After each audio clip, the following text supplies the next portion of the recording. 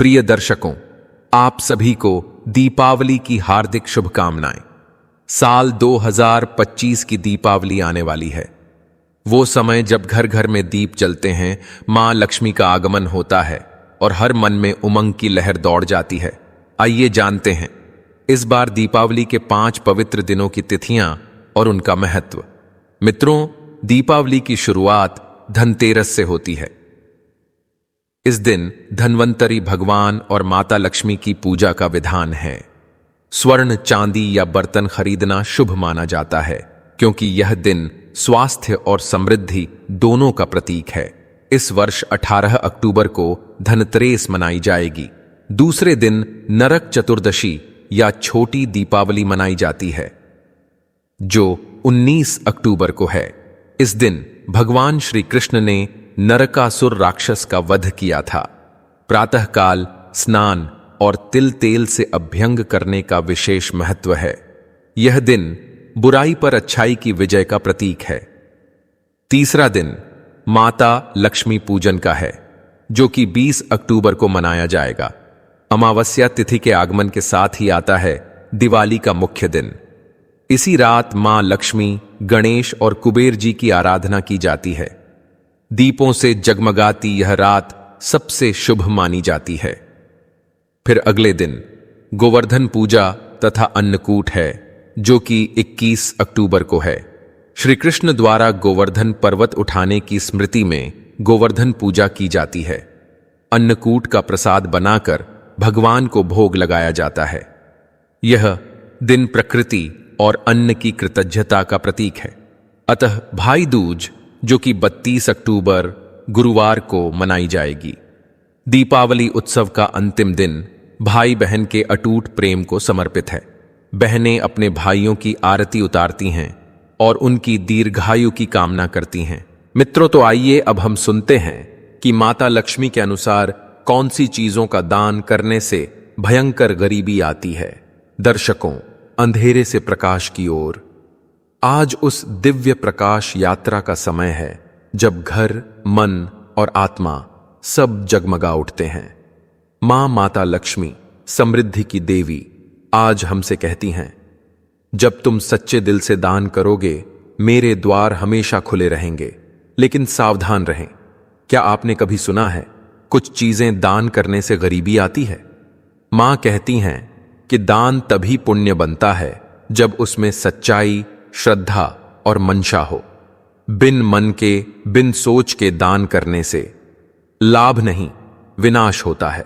छल कपट से दिया गया दान, दिखावे के लिए खर्च किया गया धन, वो केवल बांधन है, वरदान नहीं।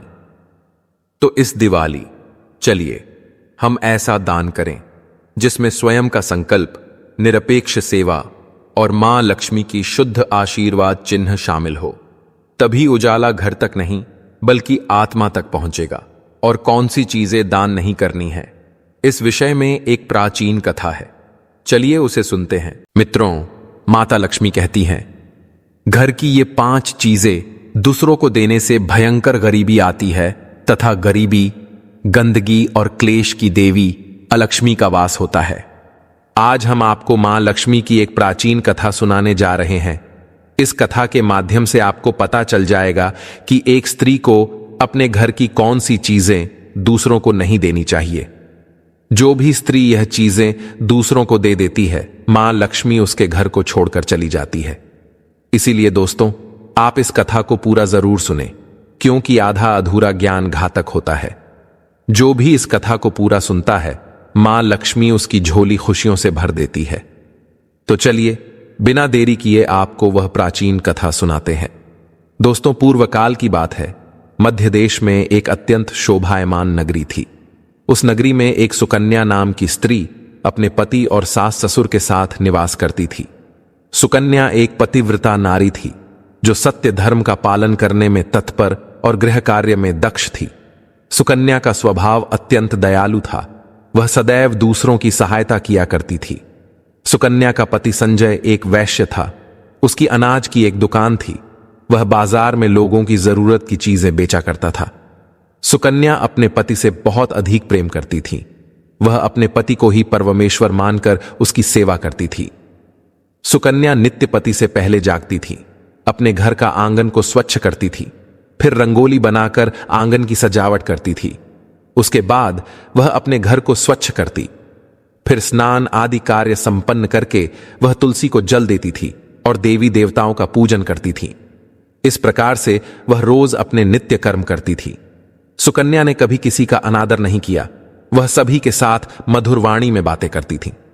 सभी लोग सुकन्या को देखकर कहने लगे थे, यह तो साक्षात लक्ष्मी के समान गुणों वाली स्त्री है। यह अपने परिवार का कितने अच्छे से ख्याल रखती है।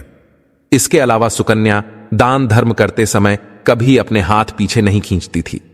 उसके द्वार पर जो भी याचक आता वह उसे दान दिए बगैर नहीं भेजती थी। उसके द्वार से कोई खाली हाथ नहीं जाता था। जो भी भूखा उसके द्वार पर आता तो वह भरपेट भोजन करके ही लौटता था, जिससे उसके द्वार पर आए हुए सभी याचक अत्यंत प्रसन्न होकर उसे आशीर्वाद देकर लौट जाते थे। इतना ही नहीं, सुकन्या अपने पड़ोसियों की भी सहायता करती थी। उसके पड़ोस में जो भी गरीब और दुखी लोग रहते थे उन्हें भी वह नित्य भोजन दिया करती थी। पड़ोसियों को जो जो चीजें लगती सुकन्या बिना विचार किए ही दे दिया करती थी, जिस कारण से सुकन्या के पड़ोसी भी उसका बहुत अधिक सम्मान करते थे।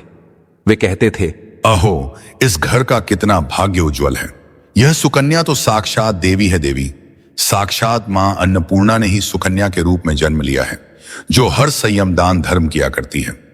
लोग जब भी सुकन्या की प्रशंसा करते तो वे सभी उसके विषय में अच्छी बातें ही कहते, लेकिन लोगों की बातें सुनकर भी सुकन्या ने कभी घमंड नहीं किया। वह उन सभी को आदर और सम्मान से ही बातें किया करती थी। फिर एक दिन की बात है, सुकन्या की एक पड़ोसन उसके घर पर आती है। सुकन्या उसका स्वागत करती है और बड़े प्रेम से उसे कहती है, हे बहन, हमारे घर में तुम्हारा स्वागत है। आज किस कारण से तुम्हारा मेरे घर पर आगमन हुआ है?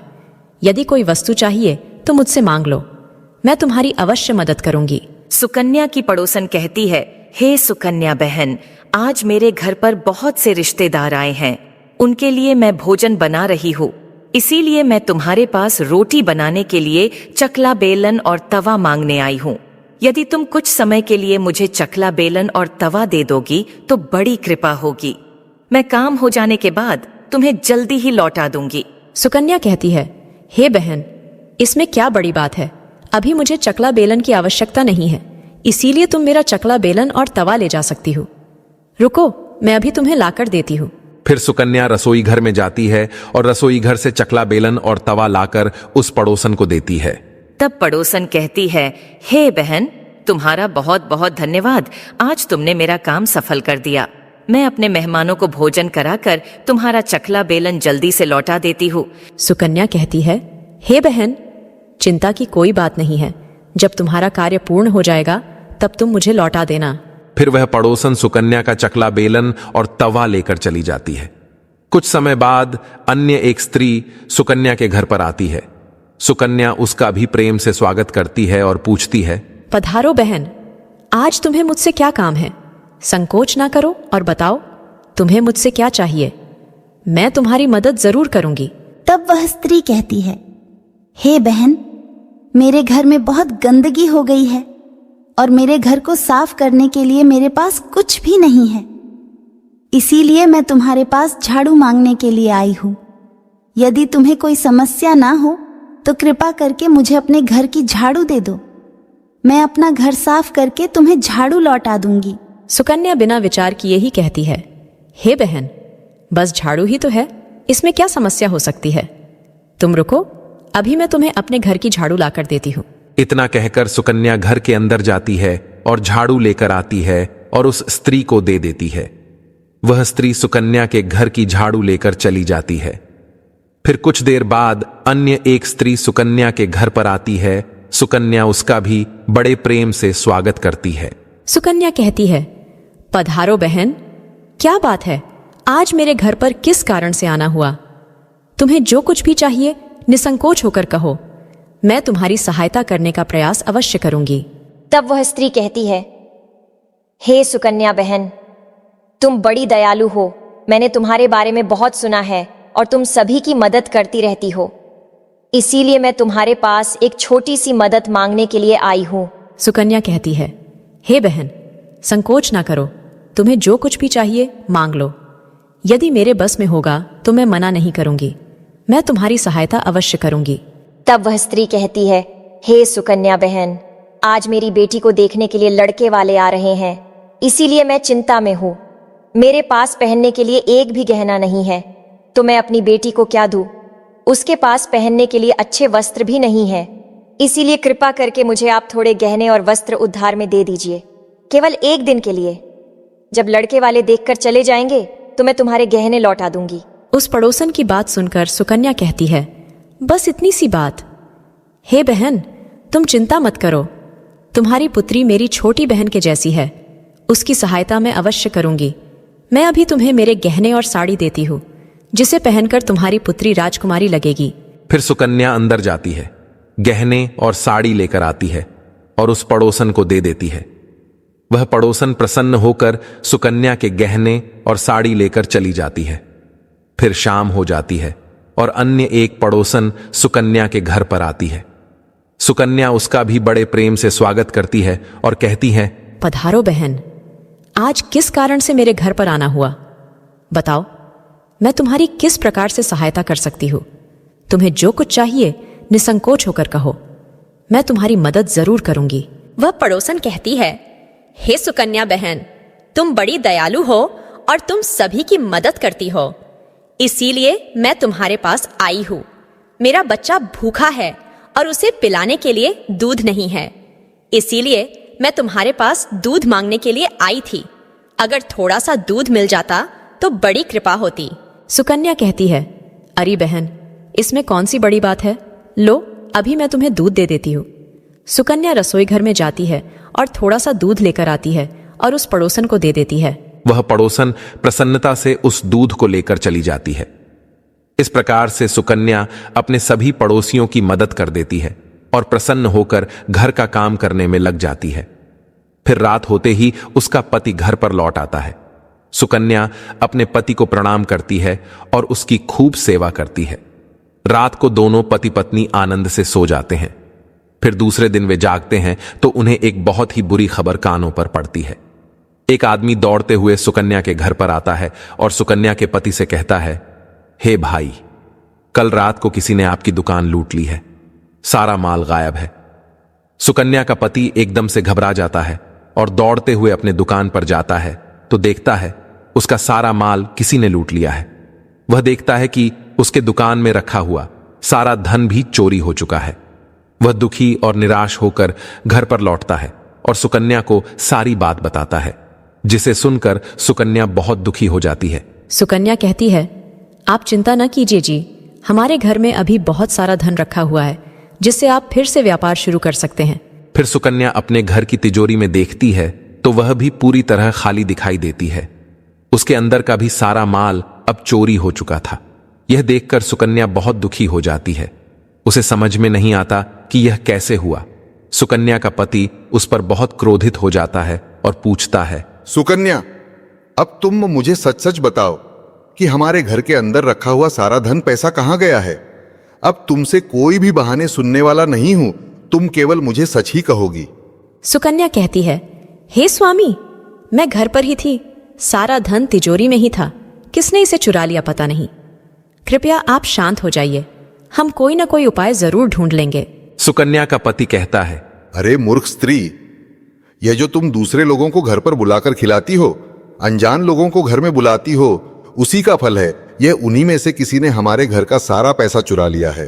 अब हम पूरी तरह से बर्बाद हो चुके हैं। हे भगवान, अब हम क्या करें? क्रोध में आकर सुकन्या का पति उसे भला बुरा कहता है। सुकन्या की सास भी उसे बहुत कोसती है और कहती है, अरे मूर्ख, मैंने तुम्हें कितनी बार मना किया था, फिर भी तुम ही इन पड़ोसियों को घर की चीजें देती रहती हो, बिना सोचे किसी की भी मदद कर देती हो। शायद उन्हीं में से घर में डाका डाला है, उन्हीं लोगों में से किसी ने सारा पैसा चुरा लिया है। अरे नीच, तेरी दान शूरता के कारण आज हमें यह दिन देखना पड़ा है। अब इस प्रकार से घर के सभी लोग सुकन्या को भला बुरा कहने लगते हैं। उसे हीन भावना से देखते हुए बहुत ताने मारने लगते हैं। फिर सुकन्या अपने मन को सहलाते हुए दृढ़ निश्चय के साथ अपने पति को दिलासा देते हुए कहती है, हे नाथ, मैंने मेरे कुछ गहने हमारी पड़ोसन को दिए हैं, मैं उसके पास से गहने लेकर वापस आती हूँ। फिर सुकन्या उस गरीब पड़ोसन के घर पर जाती है तो देखती है उसके घर पर कोई नहीं होता है। वह स्त्री भी घर छोड़कर सुकन्या के गहने लेकर भाग गई होती है। सुकन्या निराश होकर घर पर लौटती है और अपने पति को सारी बात बता देती है। सुकन्या की बात सुनकर उसका पति आग बबूला हो जाता है और सुकन्या को भला बुरा कहने लगता है। सुकन्या का पति कहता है, हे सुकन्या, तुम बड़ी ही मूर्ख हो। तुम्हारे ही कारण हमारा सारा धन वैभव चला गया है। तुम्हारे दान देने की आदत के कारण ही हमारे ऊपर यह मुसीबत आन पड़ी है। अब तू इस घर में नहीं रह सकती। तू अभी इसी क्षण इस घर को छोड़कर चली जा। तूने मुझे कहीं का नहीं छोड़ा, सारे धन वैभव का विनाश कर डाला है। सुकन्या कहती है, हे नाथ, आपके सिवा मेरा इस दुनिया में कोई नहीं है। मैं आपको छोड़कर कहां जाऊं? सुकन्या का पति कहता है, तू कहीं पर भी जा, लेकिन अब इस घर में तू नहीं रह सकती। तेरे ही कारण मेरा सब कुछ बर्बाद हो गया है। तू इस घर में रहेगी तो बचा कुचा सब नष्ट हो जाएगा। सुकन्या अपने पति को हाथ जोड़कर विनती करने लगती है, हे स्वामी, ऐसा ना कहिए। मैंने कोई अपराध नहीं किया है। आपके बगैर मैं जीवित नहीं रह सकती। मुझ दासी को आप घर से मत निकालिए। लेकिन सुकन्या का पति उसकी एक नहीं सुनता है और उसे अपने घर से धक्के मारकर निकाल देता है और कहता है, अब तू इस घर से चली जा और लौटकर मत आना। चाहे तो किसी नदी में कूदकर अपनी जान दे दे, लेकिन अब तू इस घर में मेरे साथ नहीं रह सकती। मैं तेरी ये मनहूस शक्ल नहीं देखना चाहता हूं। फिर सुकन्या दुखी होकर रोते हुए अपने पति के घर को छोड़कर चली जाती है। चलते चलते सुकन्या माता लक्ष्मी के मंदिर में जाती है और मां लक्ष्मी से प्रार्थना करते हुए कहती हैं, हे मां, मैंने ऐसा कौन सा पाप किया है जो मेरी ऐसी दशा हुई है? हे मां लक्ष्मी, मैं तो नित्य आपकी पूजा करती थी, फिर भी आपने मेरा घर क्यों छोड़ा? कृपया मुझे बताओ मां, मैंने ऐसा कौन सा अपराध किया जो आप मुझसे रूठ गई हो? फिर सुकन्या वहीं पर बैठकर सोचने लगती है, यदि मेरे पति मेरा स्वीकार नहीं करेंगे तो मैं जीवित रहकर क्या करूं? यदि मेरे ही कारण मेरे पति की दुर्दशा हुई है तो मुझे जीवित रहने का कोई अधिकार नहीं है। इतना सोचकर सुकन्या अपने प्राण देने के लिए नदी की तरफ जाने लगती है। नदी के पास जाकर सुकन्या माता लक्ष्मी से प्रार्थना करती है, हे मां लक्ष्मी, अब मैं अपने प्राण देने जा रही हूं। यदि मेरे द्वारा तुम्हारी पूजा में कोई कमी रह गई हो तो मुझे माफ करो।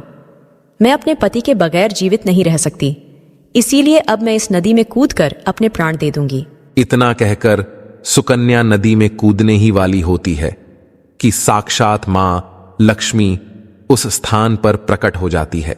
माँ लक्ष्मी सुकन्या से कहती है, रुक जाओ सुकन्या, रुक जाओ पुत्री, तुम यह क्या कर रही हो? सुकन्या आंखें खोलकर देखती है कि साक्षात मां लक्ष्मी उसके सामने खड़ी है। मां लक्ष्मी के दर्शन करके सुकन्या बहुत प्रसन्न हो जाती है और मां को बारंबार नमस्कार करते हुए कहती है, हे मां लक्ष्मी, मुझे क्षमा करो, मैं बहुत बड़ा पाप करने जा रही थी। देवी लक्ष्मी कहती है, हे सुकन्या, मनुष्य को स्वयं अपने प्राण नहीं लेने चाहिए। यह महापाप है।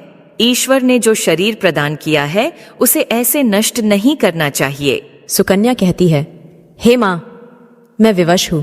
मेरे पति ने मेरा त्याग किया है और स्त्री को अपने पति को छोड़कर नहीं रहना चाहिए। मैं अपने पति को छोड़कर जीवित नहीं रह सकती, इसी कारण से अपने प्राण देने जा रही हूं। देवी लक्ष्मी कहती है, हे सुकन्या, मैं सब कुछ जानती हूँ और यह भी जानती हूँ कि तुम्हारे पति ने तुम्हारा त्याग क्यों किया है। ये सब तुम्हारी ही भूल के कारण हुआ है। तुमने अनजाने में कुछ ऐसा चीजों का दान किया था जिस कारण से मुझे तुम्हारा घर छोड़कर जाना पड़ा। जो भी स्त्री अपने घर की इन चीजों को दूसरों को दे देती है, उनके घर में मेरा वास नहीं होता है। मैं उन वस्तुओं के साथ ही उनका घर छोड़कर चली जाती हूँ। तब सुकन्या कहती है, हे मां, ऐसी वह कौन सी वस्तुएं हैं? कृपया आप मुझे बताइए, मैंने कौन सी वस्तुओं का दान किया जिस कारण से आपने मेरे घर का त्याग किया है? देवी लक्ष्मी कहती है, हे पुत्री, अब तुम ध्यान से सुनो। मैं तुम्हें उन चीजों के बारे में बताती हूँ जो किसी भी स्त्री को दूसरों को नहीं देनी चाहिए। इन चीजों का दान करने पर मैं उस घर को छोड़कर चली जाती हूँ। हे सुकन्या, सबसे पहली वस्तु है चकला, बेलन और तवा। किसी भी स्त्री को अपने घर का चकला, बेलन और तवा कभी दूसरों को नहीं देना चाहिए। रसोई घर में इन वस्तुओं का महत्व सबसे अधिक होता है। इन वस्तुओं की पवित्रता सदैव ही बनी रहनी चाहिए। इन्हीं वस्तुओं से भगवान विष्णु को प्रसाद बनाया जाता है और तवे पर बनी पहली रोटी भी गाय को खिलाई जाती है। इसीलिए इन वस्तुओं को हमेशा स्वच्छ और शुद्ध रखना चाहिए। दूसरों को देने पर ये अपवित्र हो सकती है और फिर इनका उपयोग करना अशुभ फल प्रदान करता है। इसीलिए सुकन्या, तुमने अपने रसोई घर के चकला, बेलन और तवा अपनी पड़ोसन को देकर पहली सबसे बड़ी भूल की है। आगे माँ लक्ष्मी कहती है, हे सुकन्या, अब तुम दूसरी वस्तु के विषय में सुनो। तुमने अपनी पड़ोसन को अपने घर में रखी हुई झाड़ू ही दे दी। जिस वस्तु में मेरा सदैव वास होता है, जो वस्तु मुझे सबसे अधिक प्रिय है, तुमने उसे ही दूसरे को दे दिया, तो फिर मैं तुम्हारे घर में कैसे ठहरती? हे सुकन्या, झाड़ू लक्ष्मी जी का प्रतीक माना गया है। इसे दान करने से घर से लक्ष्मी का वास निकल जाता है और दरिद्रता प्रवेश करती है। हे सुकन्या, जो स्त्री अपने घर की झाड़ू दूसरों को दे देती है, मैं उसके घर को त्याग देती हूँ। झाड़ू से घर की स्वच्छता की जाती है और जहाँ पर स्वच्छता होती है उसी स्थान पर मेरा वास होता है। ध्यान में रखना सुकन्या, घर में झाड़ू को हमेशा छिपा कर रखना चाहिए। झाड़ू पर बाहरी व्यक्ति की दृष्टि भी नहीं पड़नी चाहिए। झाड़ू एक अत्यंत पवित्र वस्तु है, इसे पैर नहीं लगाना चाहिए और इससे कभी विष्ठा आदि प्रकार की गंदगी साफ नहीं करनी चाहिए। झाड़ू से घर की गंदगी और नकारात्मकता दूर होती है। इसे साफ सफाई और व्यवस्था का साधन माना गया है और जहाँ स्वच्छता होती है वहीं माता लक्ष्मी का वास होता है। इसलिए झाड़ू का महत्व केवल भौतिक रूप से नहीं बल्कि आध्यात्मिक रूप से भी है। माँ लक्ष्मी कहती है, हे सुकन्या, अब तुम तीसरी वस्तु के विषय में सुनो, जो एक स्त्री को कभी दूसरों को नहीं देनी चाहिए। वह वस्तु है आभूषण। एक स्त्री को अपने आभूषण कभी अन्य महिला को नहीं देने चाहिए। मैं सदैव ही आभूषणों में वास करती हूँ। स्त्री के 16 श्रृंगार में गहनों का बहुत अधिक महत्व होता है। एक विवाहित स्त्री को अपने आभूषण कभी अन्य स्त्री को पहनने के लिए नहीं देने चाहिए। जो स्त्री अपने आभूषण अन्य स्त्रियों को देती है, उसके जीवन में दुर्भाग्य आता है। बिना विशेष धार्मिक कारण और विधि के सोना, चांदी या आभूषण दान करना अशुभ माना जाता है। यह मेरे उस घर से जाने का संकेत होता है। हे सुकन्या, अब मैं तुम्हें चौथी वस्तु के विषय में बताती हूँ। किसी भी मनुष्य को शाम हो जाने के बाद कभी सफेद रंग की वस्तुओं का दान नहीं करना चाहिए, किंतु तुमने शाम के समय दूध का दान किया था। शाम को दूध का दान करने से जीवन में दुर्भाग्य आता है। शाम को सफेद रंग की चीजें दान करने से मनुष्य के जीवन में अशुभ काल आता है। शाम के समय सफेद वस्तुओं का दान वर्जित है, क्योंकि इसका सीधे चंद्रमा और शुक्ल पक्ष से संबंध होता है। सफेद वस्तुएं जैसे कि दूध, चावल, दही, सफेद वस्त्र, शंख आदि है। चंद्रमा का समय दिन और रात्रि का प्रथम भाग यानी कि सुबह और दोपहर होता है।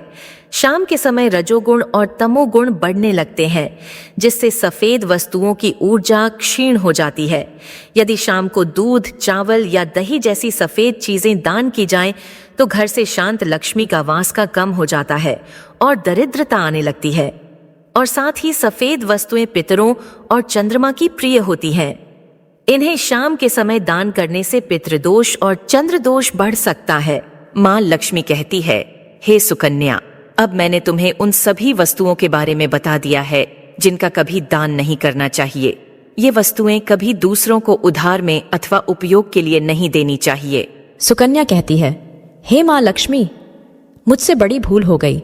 मैं इन बातों से अनजान थी। कृपया मुझे क्षमा करो और अब मुझे प्रायश्चित करने का उपाय बताओ। देवी लक्ष्मी कहती है, हे सुकन्या, तुमने प्रायश्चित पहले ही कर लिया है, इसीलिए अब तुम अपने घर पर लौट जाओ। मैं तुम्हें तुम्हारा संपूर्ण वैभव और धन संपत्ति लौटा देती हूँ। इतना कहकर माँ लक्ष्मी उस स्थान से अंतर्ध्यान हो जाती है। फिर सुकन्या भी माँ लक्ष्मी को धन्यवाद करती है और उस स्थान से घर की तरफ जाने लगती है। तभी उसका पति ढूंढते हुए उसी की तरफ आ रहा होता है। वह सुकन्या के पास आकर उससे क्षमा मांगता है और कहता है, हे सुकन्या, मुझे माफ करो। मैंने तुम्हें बहुत भला बुरा कहा था। तुम तो साक्षात देवी के समान हो। माँ लक्ष्मी की कृपा से हमें अपना सारा धन वैभव वापस मिल गया है। जिन लोगों ने हमारा धन लूटा था, उन सभी ने हमारा धन हमें लौटा दिया और तुम्हारा नाम लेते हुए क्षमा मांग ली है। चलो, मैं अब तुम्हें अपने साथ घर ले जाने के लिए आया हूं। अब हम आज से प्रेम पूर्वक अपना जीवन व्यापन करेंगे। यह सुनकर सुकन्या बहुत प्रसन्न होती है और अपने पति के साथ घर पर लौट जाती है। मां लक्ष्मी की कृपा से सुकन्या के घर में फिर से सुख समृद्धि आती है और उसके बाद से सुकन्या ने अपने घर की ये 4 चीजें कभी दूसरों को नहीं दी। तो दोस्तों, उम्मीद है आपको यह कथा पसंद आई होगी। वीडियो को लाइक जरूर करें और कमेंट में जय मां लक्ष्मी जरूर लिखें। साथ ही चैनल को सब्सक्राइब करें। आप सभी का धन्यवाद।